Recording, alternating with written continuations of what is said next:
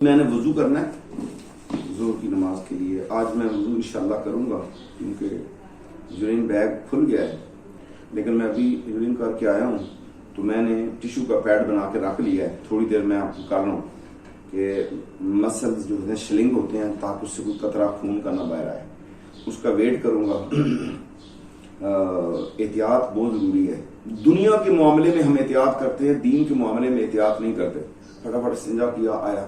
जिन लोगों को पेशाब का मसला है या जिनको पैड लगते हैं, उम्र में रसीदा है, वो पेशाब करने के बाद थोड़ी मुशक्कत उठाएं और उसमें वो कोई पैड रखें, टिश्यू पेपर रखें और थोड़ी चहलकदमी करें। इसे इस्तबरा भी कहते हैं।